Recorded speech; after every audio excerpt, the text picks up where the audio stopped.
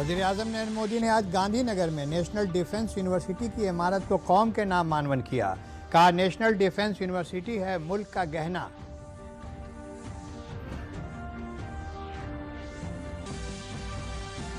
योगी आदित्यनाथ का दिल्ली में वज़ीर-ए-आज़म नरेंद्र मोदी से करेंगे मुलाकात। बीजेपी के कौमी सदर जेपी नड्डा के साथ सरकार तश्कील करने पर होगा तबादला ख्याल।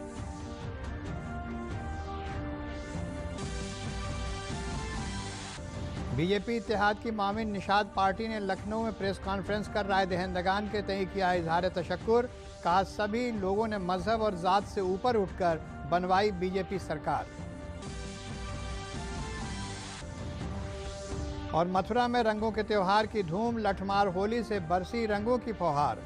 हेलीकॉप्टर से की गई फूलों की बारिश, अकीदतमंदों ने रंग गुलाल लगाकर उठाया होली का लुत्फ। आदाब, मैं हूं फरीद आरिफ सिद्दीकी और अब खबरें तफसील से। वज़ीर-ए-आज़म नरेंद्र मोदी ने आज गांधीनगर में डिफेंस यूनिवर्सिटी की इमारत को कौम के नाम मानवन किया। इस दौरान उनके साथ वज़ीर दाखिला अमित शाह मौजूद थे। इस मौके पर वज़ीर-ए-आज़म ने कहा कि आज दिफाई शोबे में कई चैलेंज पैदा हो गए हैं। आज हर इकाई को महारत चाहिए, इसलिए माहिर मैन पावर की ज़रूरत है। अनेक चुनौतियां पैदा हो गई हैं।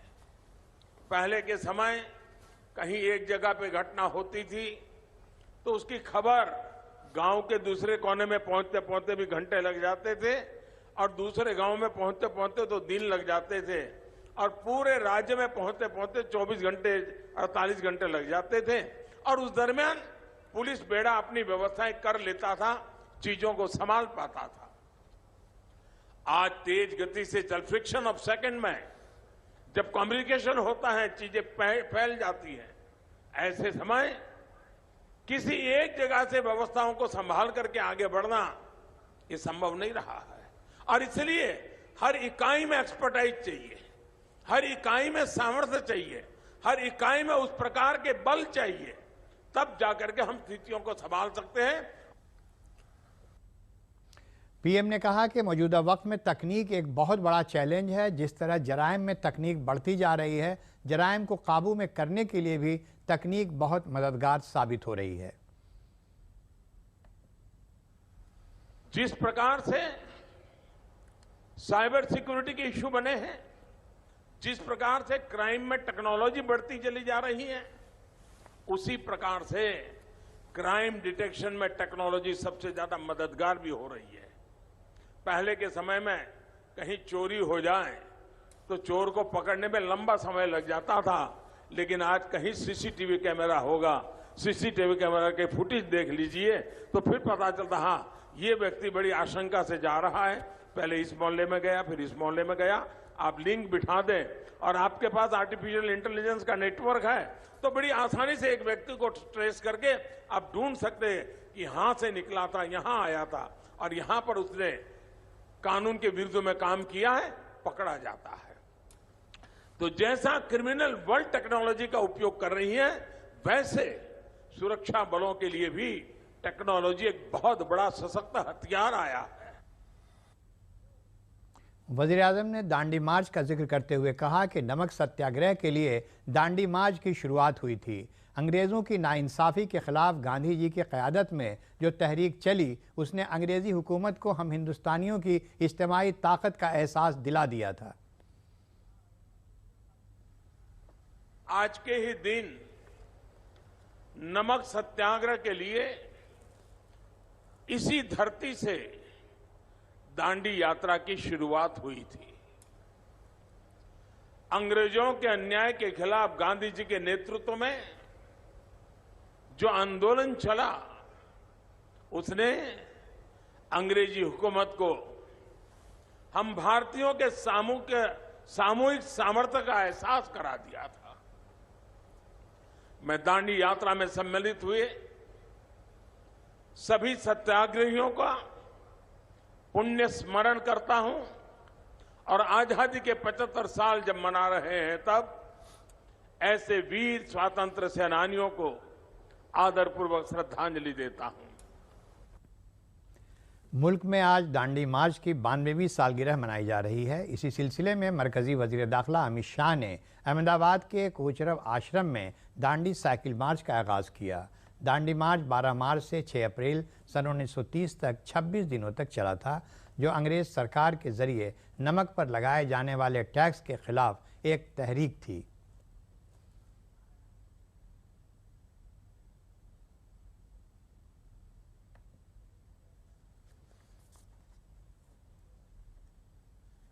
उत्तर प्रदेश में मिली भारी अक्सरियत के साथ यूपी के कारगुजार वज़ीर आला योगी आदित्यनाथ कल दिल्ली जाएंगे।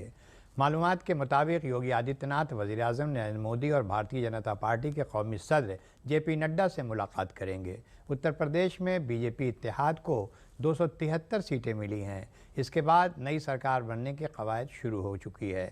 वज़ीर आला योगी आदित्यनाथ ने आज पार्टी के अहदेदारों और कारकुनों से मुलाकात की। इस दौरान रियासती सदर स्वतंत्र देव सिंह और तंजीमी सेक्रेटरी सुनील बंसल भी मौजूद थे।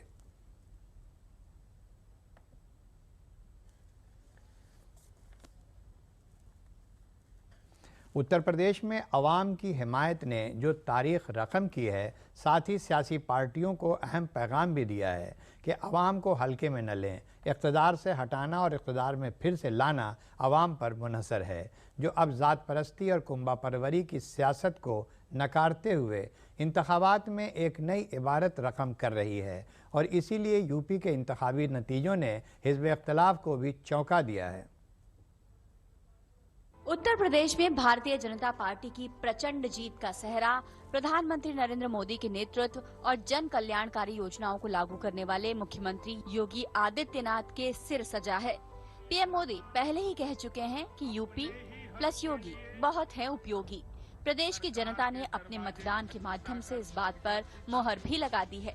तभी तो 37 साल बाद उत्तर प्रदेश में एक ही पार्टी के मुख्यमंत्री की दोबारा वापसी हो रही है। उत्तर प्रदेश के अंदर 37 वर्ष बाद कोई मुख्यमंत्री रिपीट हो रहा है। उससे पहले भी कोई मुख्यमंत्री रिपीट हुआ तो वो एक्सीडेंटल था, किसी कारण से होगा, लेकिन अपने कामों के दम पर अगर कोई रिपीट हुआ है तो योगी जी रिपीट हुए। इस बीच उत्तर प्रदेश के मुख्यमंत्री योगी आदित्यनाथ ने राजभवन पहुंचकर प्रदेश की राज्यपाल आनंदीबेन पटेल के साथ मुलाकात की। अपना पहला कार्यकाल खत्म होने पर मुख्यमंत्री ने राज्यपाल को अपना इस्तीफा सौंप दिया।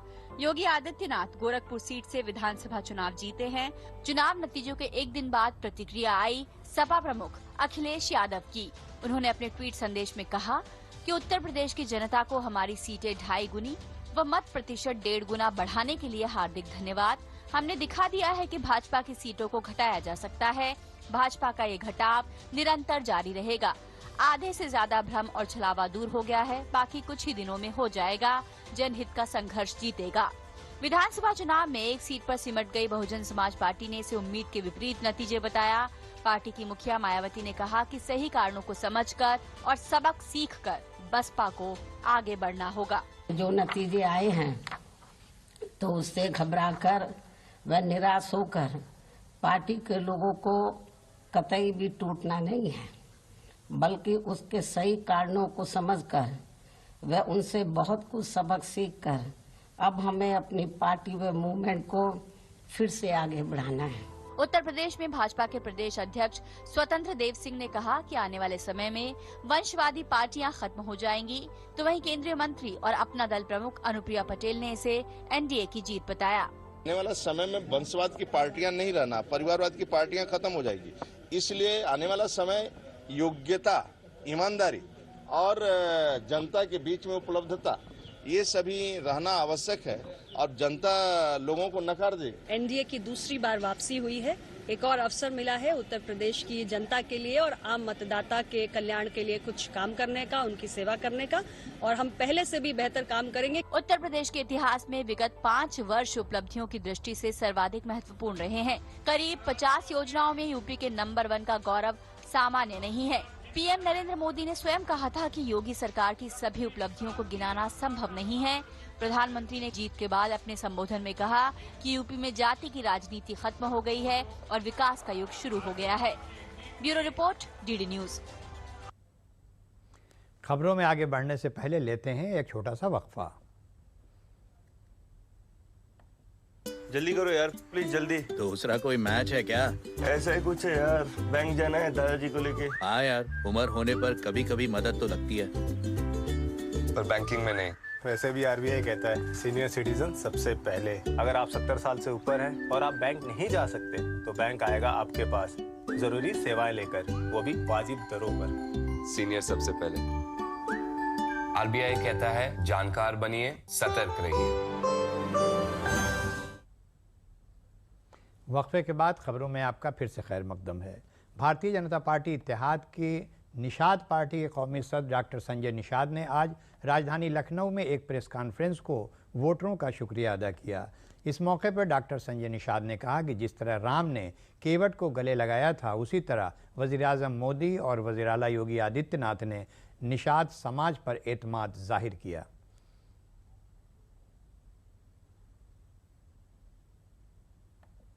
निश्चित रूप से पहले अनाज गोदामों में सड़ रहा था, गरीब गांव का भूखों मर रहा था। मोदी जी की नीतियों ने, अमित शाह जी के प्रबंधन ने, माननीय योगी जी के सुशासन ने उसका प्रबंधन किया और भूखा पेट अनाज मिला, अनाज से वो स्वीकार किया और उनका इलाज हुआ, मकान मिला बिना भेदभाव का। पिछली सरकारें ट्रेडिशनल वोटरों पर ज़्यादा ध्यान देती थी, बाकी को उपेक्षित रखती थी। सारे वर्ग, सारी जातियों ने मिलकर एनडीए की सरकार। आज के दिन में महिलाओं को उपेक्षित रखा गया, लेकिन भारतीय जनता पार्टी ने महिलाओं को बहुत बड़ा योगदान दिया। निश्चित रूप से मर्यादा के अंदर होना चाहिए, जो कहा वो करना चाहिए। उन्होंने हम लोगों को गोली मारा, गोली किसी ने गले लगाया तो गोली मारेंगे हमारे सपने। जिस समाज के बेटे को, जिस समाज को जेल भेजेंगे, जिस समाज के ऊपर अत्याचार करेंगे, कहीं आपको वोट देगा? जो गले लगाए उसे वोट मिला, वो जीत हुआ। वाराणसी में दोबारा वाराणसी शुमाली सीट से फतेह दर्ज करने वाले रविंद्र जायसवाल और वाराणसी जनूबी सीट से बीजेपी का परचम लहराने वाले डॉक्टर नीलकंठ तिवारी ने जिले के राय दहिंदगान के तई इजहार तशक्कुर किया है। भारतीय जनता पार्टी ने वाराणसी की सभी 8 असेंबली सीटों पर जीत दर्ज की है।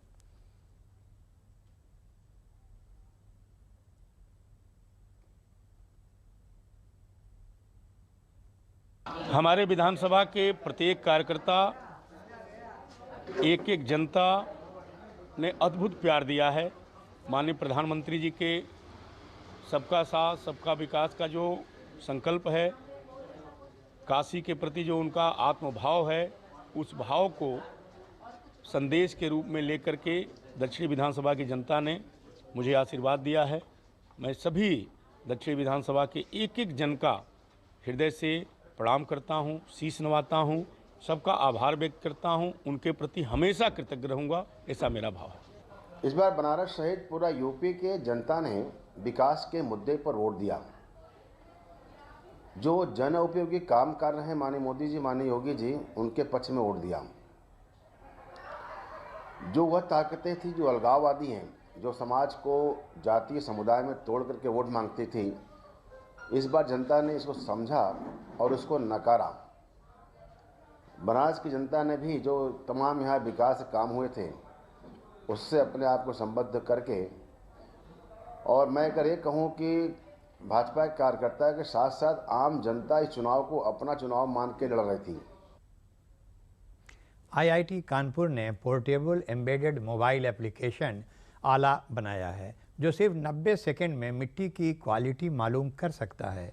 फ़रोग दिया गया पोर्टेबल मिट्टी जांच आले का नाम भू प्रेक्षक रखा गया है। ये आला 1 लाख मिट्टी के नमूनों की जांच करने के साथ ही बाज़ार में दस्तयाब दीगर आलात से ज़्यादा आला किस्म की जांच करने की सलाहियत रखता है।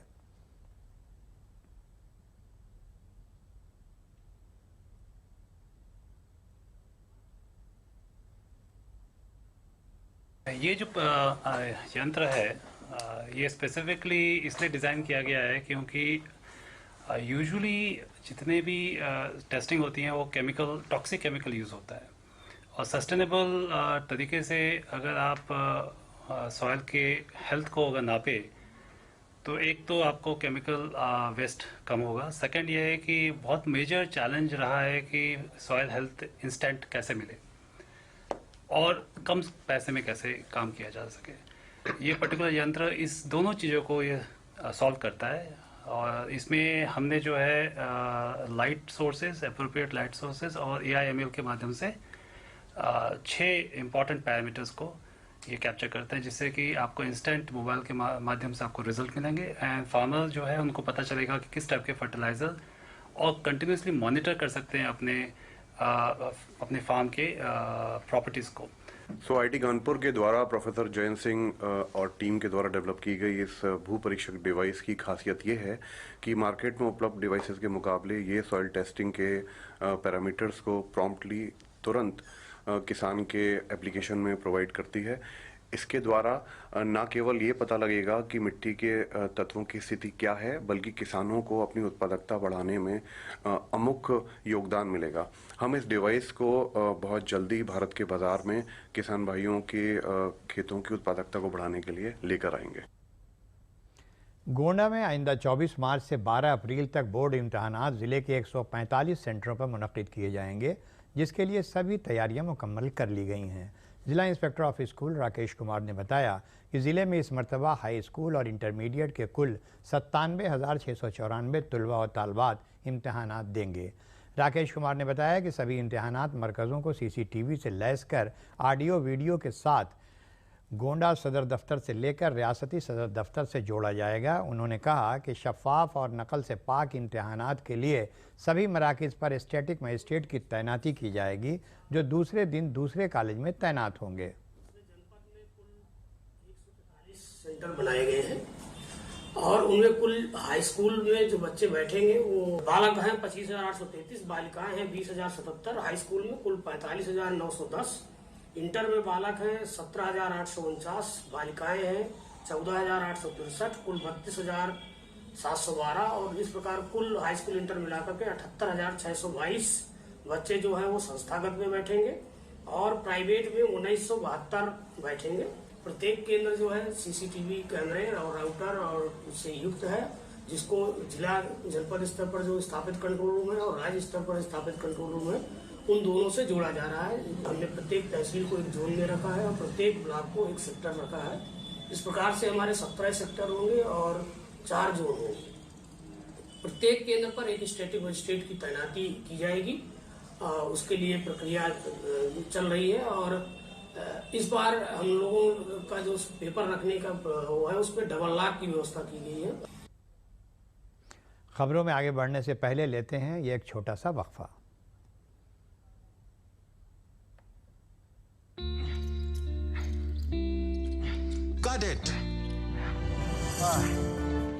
सोचिए, अगर असल जिंदगी में ऐसी हालत हो तो कितनी मुश्किलें होती हैं, लेकिन शुक्र है बैंकिंग के लिए नहीं। अगर आपकी उम्र 70 साल से अधिक हो या आप दिव्यांग हो तो बैंक आपको कुछ जरूरी बैंकिंग सुविधाएं घर बैठे बैठे दे सकता है। RBI कहता है जानकार बनिए, सतर्क रहिए।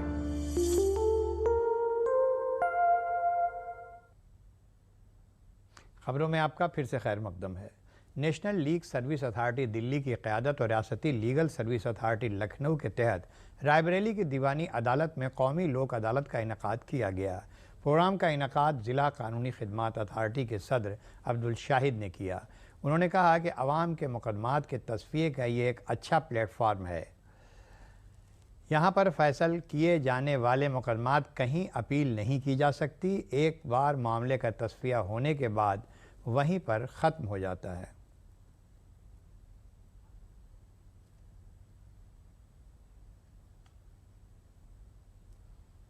इसका मुख्य उद्देश्य है कि जो हमारे दीवानी न्यायालय में वाद चल रहे हैं, पारिवारिक वाद हैं, मोटर दुर्घटना से संबंधित वाद हैं, दीवानी वाद हैं और जो बैंक से संबंधित मामले हैं जो न्यायालय में भी नहीं भी आए हैं, उनको सुलह समझौते के माध्यम से अंतिम रूप से निस्तारित करना।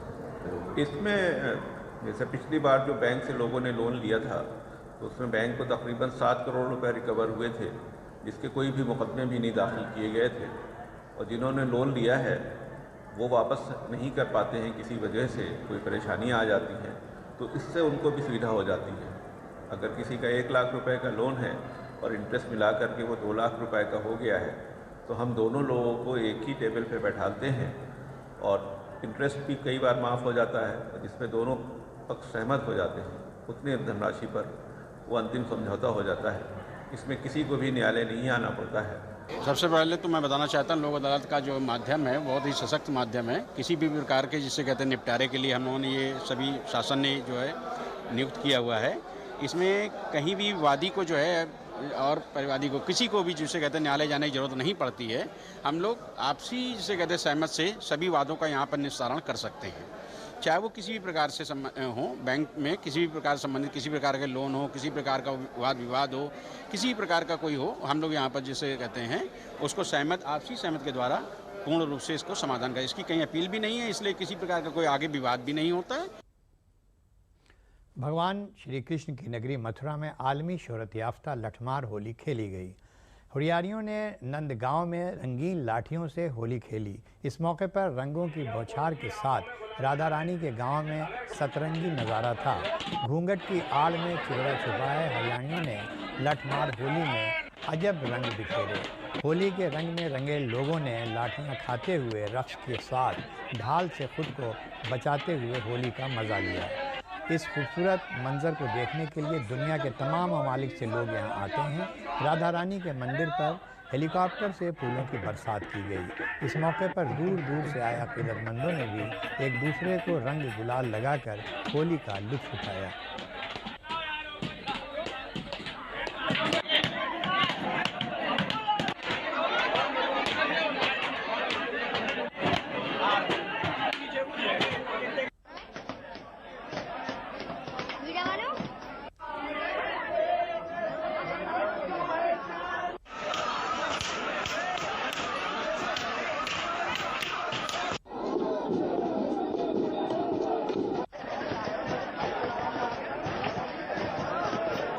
बड़ा महत्व प्रेम की हो रही है, रस की हो रही है, श्यामा और ठाकुर जी की और लाडली जी की हो रही है, प्राचीन समय से चली आ रही है।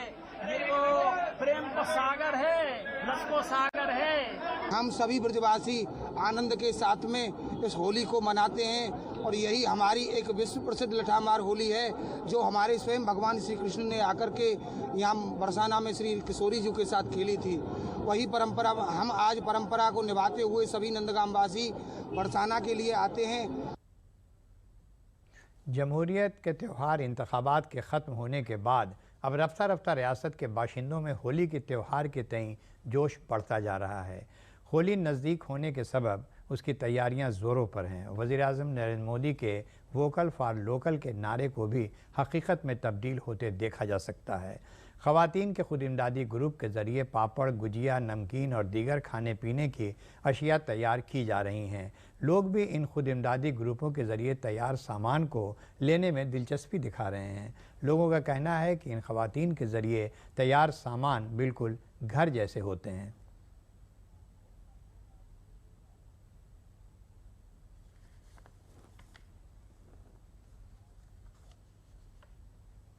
मैं रोज़गार करती हूँ पापड़ बनाने का।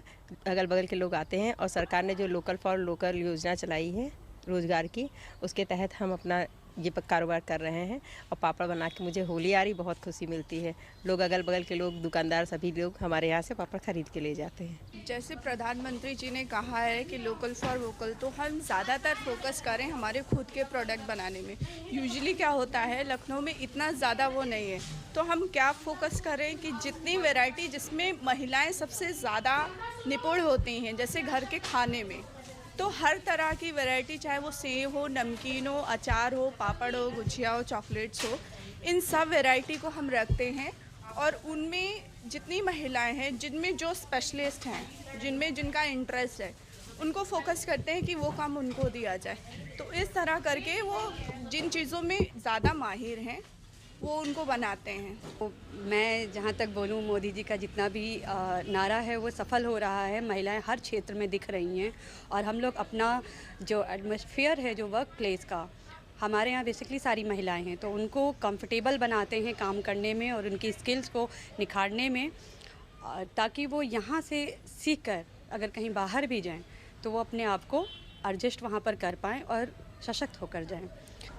हमारे संस्थान गांव के जो गरीब महिलाएं हैं या अर्बन स्तर में महिलाएं रहती हैं, उनके लिए काम करते हैं, कौशल विकास काम करते हैं, ताकि महिलाएं आत्मनिर्भर होकर के आगे अपने पैरों पर खड़ी हो सकें। और सरकार की बहुत ही महत्वाकांक्षी योजना है, इसके माध्यम से हम लोग उनको हुनर दे करके उनको आगे बढ़ाने का काम करते हैं, ताकि वो अपना उद्योग लगा सकते हैं। इसके अलावा हम लोग समय समय पर उनके लिए एक अवेयरनेस कैंप भी करते रहते हैं, जैसे हेल्थ कैंप है। कई संस्थाओं से कोलैबोरेशन करके स्वयंसेवी संस्थानों हैं उनके लिए काम करते हम लोग हैं। पर्पस यही होता है कि कैसे महिलाएं उद्यमी होकर के अपने पर खड़ी हो सके और हमारे प्रधानमंत्री जी का जो सपना है आत्म भारत का वो पूर्ण हो सके। कौशाम्बी में वोट शुमारी के दिन हंगामा करने वाले समाजवादी पार्टी के कारकुनों पर पुलिस ने मुकदमा दर्ज किया है। इसमें 300 से 400 नामालूम लोगों के खिलाफ मुकदमा दर्ज किया गया। इन लोगों पर इल्ज़ाम है कि उन्होंने अफवाह फैलाकर वोट शुमारी मरकज़ पर हंगामा किया, पत्थर फेंके और गेट फांदकर अंदर आने की कोशिश की। पुलिस के साथ भी हाथापाई की, जिससे कई लोगों को चोटें आईं। कई सरकारी गाड़ियों का भी नुकसान हुआ। ये मुकदमा मंजनपुर थाने के इंचार्ज इंस्पेक्टर विनोद कुमार सिंह ने दर्ज कराया है।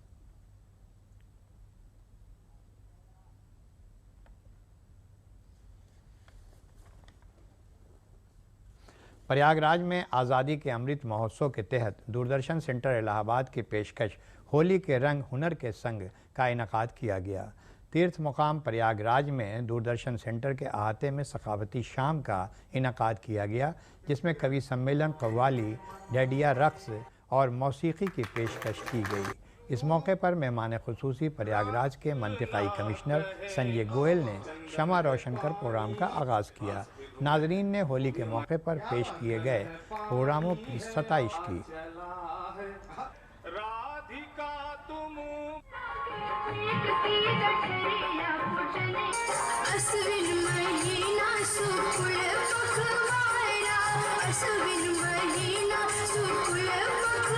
कार्यक्रम वही है, भाईचारगी का संदेश देने वाला हमारा पर्व होली हमारे बिल्कुल नज़दीक है, जिसमें हम ये संदेश देना चाहते हैं, आओ तुम हमें गले लगाओ, हम तुम्हें गले लगाएं, तुम हमसे मिल जाओ, हम तुमसे मिल जाएं। दूरदर्शन केंद्र इलाहाबाद के इस प्रांगण में आज का ये जो रंगोत्सव का कार्यक्रम है वो संदेश दे रहा। आइए होली के संग हुनर के रंग को हम आपके सामने पेश कर रहे हैं। सर, आज क्या कार्यक्रम है और कौन-कौन से कार्यक्रम हैं? हम जो ये आज़ादी के 75वें अमृत महोत्सव के अंतर्गत ये एक रंगोत्सव कार्यक्रम है। इसके अंतर्गत हम विभिन्न प्रस्तुतियां दे रहे हैं, जिसमें हम पहला चीज़ एक कवि गोष्ठी किए हैं जो हमारे गंगा जमनी तहजीब पर और हास्य व्यंग पर आधारित है। इसके अलावा हम यहाँ पे एक नृत्य नाटिका कर रहे हैं, नृत्य कर रहे हैं, जिसमें हमने अपनी आज़ादी का, हमने अपने जो हमारी और जो यहाँ का लोकप्रिय नृत्य है ढेड़िया इस प्रदेश में, उसका भी हम मंचन कर रहे हैं। न्यूजीलैंड में खेले जा रहे खवातीन क्रिकेट आलमी कप में भारत ने वेस्टइंडीज़ को 155 रन से शिकस्त दी। भारत से जीतने के लिए 318 रन के हदफ के जवाब में वेस्टइंडीज़ की पूरी टीम 40 ओवर और 3 गेंदों में 162 रन बनाकर पवेलियन लौट गई। मुकाबले में भारत की ये दूसरी फतह है। इस फतह के साथ ही भारत नंबर फहरिस्त में अव्वल मुकाम पर पहुंच गया है। भारत की टीम ने टॉस जीतकर पहले बल्लेबाजी करते हुए मुकर्ररा 50 ओवर में 8 विकेट पर 317 रन बनाए। वंदना ने वनडे कैरियर की 5वीं सेंचुरी लगाई, वो 123 रन बनाकर आउट हुई। वहीं हरमनप्रीत कौर ने वनडे कैरियर की 4थी सेंचुरी बनाई, उन्होंने 109 रन बनाए। आखिर में अहम खबरें एक बार फिर। वज़ीर-ए-आज़म नरेंद्र मोदी ने आज गांधीनगर में नेशनल डिफेंस यूनिवर्सिटी की इमारत को कौम के नाम मानवन किया। कहा, नेशनल डिफेंस यूनिवर्सिटी है मुल्क का गहना।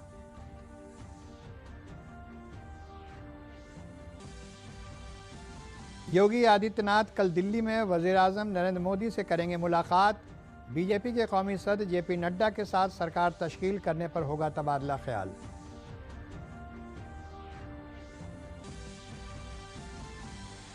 बीजेपी इत्तेहाद की माविन निशात पार्टी ने लखनऊ में प्रेस कॉन्फ्रेंस कर राय दहिंदगान के तय किया इजहार तशक्कुर। कहा, सभी लोगों ने मजहब और ज़ात से ऊपर उठकर बनवाई बीजेपी सरकार। और मथुरा में रंगों के त्यौहार की धूम, लठमार होली से बरसी रंगों की फुहार। हेलीकॉप्टर से की गई फूलों की बारिश, अकीदतमंदों ने रंग गुलाल लगाकर उठाया होली का लुत्फ। और इसी के साथ खबरों का बुलेटिन यहीं ख़त्म होता है। इजाज़त दीजिए, आदाब।